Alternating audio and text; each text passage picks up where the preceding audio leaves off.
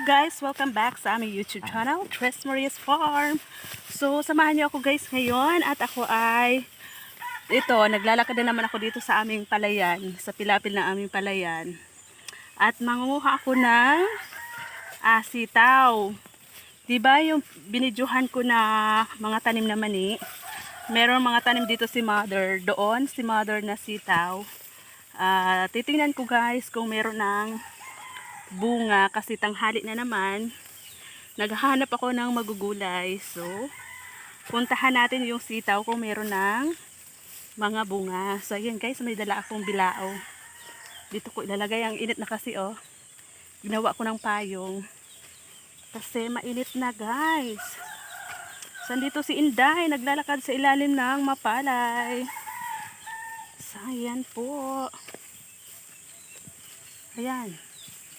Tatawid tayo dito sa, tika lang, mahulog yung aking cellphone. Tatawid tayo dito sa maliit na tulay. Ayan.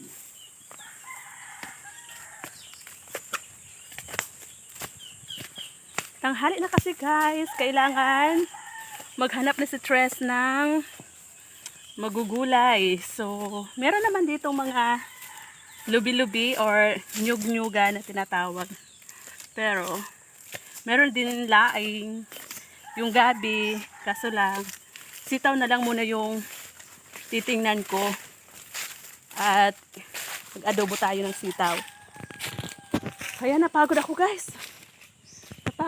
Maghawak ng aking cellphone. So, ayan. Ayan nga, meron na.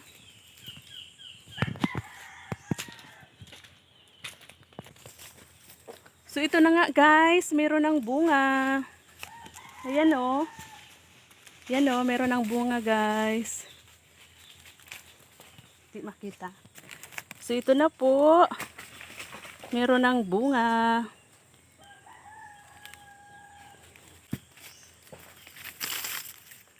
So, ayan, magpitas na tayo guys ng sitaw. Ang init na, no?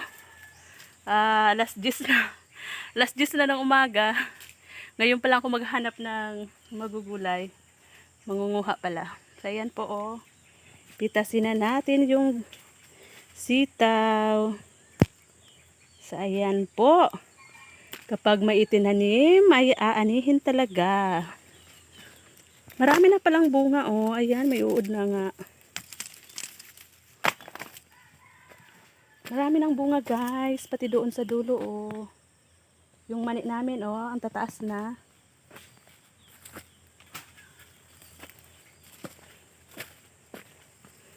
Mainit na, mainit na. Mangingitim na si Tres.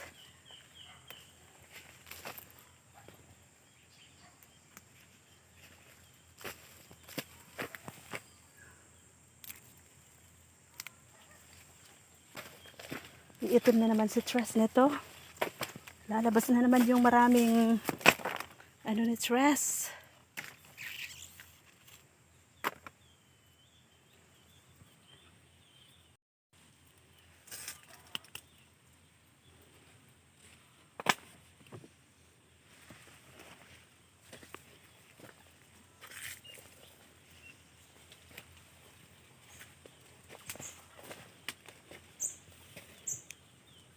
So, ganito dapat guys pag andito tayo sa probinsya. Kapag talaga meron tayong itinanim, may aanihin tayo. Hindi na tayo pupunta sa palengke. Hindi na tayo bibili sa palengke. So, sa sariling lupa natin, meron tayong mga tanim-tanim. So, ayan po. Yung aming mani, dinadaanan ng mga kalabaw, mga pasaway. Sino kayo nagpapadaan dito ng mga kalabaw? Ayan oh, ginawa ng daanan yung mani. Hindi namin kasi guys masyado nakikita ito kasi dito ito sa kabila, sa kabila na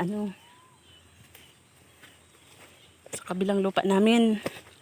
Hindi ito malapit sa bahay. Ang dami mga paa ng tao. Kahit tao pala dito na nadaan. Ayan, oh. Ayan. Ginawa ng daanan tong mamani namin. Mga pasaway talaga. Pangit kasi guys kapag may tanim ka dinadaan-daanan. Pangit kasi yun kasi sabi nila imbis na magkakaroon ng maraming laman yung mani na anong tawag doon? Yung parang yung parang na nababarang barang yung parang hindi ko maano yung tamang term. Nasusubak, yung parang imbes na marami yung magiging bunga, magiging laman, hindi na. Kasi maliit pa, dinadaan-daanan na. Yung tawag sa amin, subak. So yan guys, dito nakakatakot dito sa dulo. Oh. Tingnan nyo. Oh. Magubat, masukal, makahoy na. Nakakatakot dyan dumaan-daan. Oh. Yan oh. So ayan guys, marami na akong nakuha. Isang lutuan na to. Ayan, oh. Doon pa sa kabila, madami pa mamaya. Kuhain namin, dalhin namin doon sila tita. Magdadala kami doon kila tita mamaya. Bibigyan namin ng mga gulay. So ganun lang po guys. Share your blessing, sabi nga. So ayan, pinapawisan na si Tres. Ang init kasi. Andun pa guys sa kabila oh. Marami pa dyan. Dito muna ako kukuha sa isang portion. Tama na muna to. Mamaya naman. Balikan ko na lang yung iba mamayang hapon. Kasi dalhan namin sila tita. Mamaya. Tama na muna to. Yan guys oh. Isang lutuan na to. Diba? Fresh na fresh. Bagong pitas na sitaw. Hindi ito ginamitan ng mga guys, yung mga yung in-spray, hindi ito in-sprayan. So natural lang. Pagkatanim, ayan nilagyan lang ng konting fertilizer. Ayan na, namunga na siya. Namunga na yung sitaw ni mother.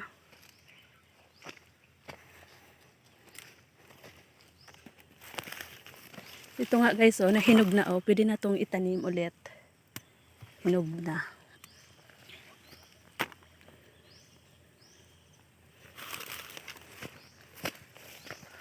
Init na. Mainat na.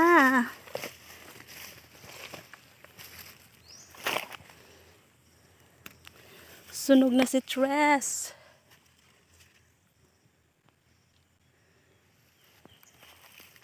Tara. Tama na to guys. Uwi na ako.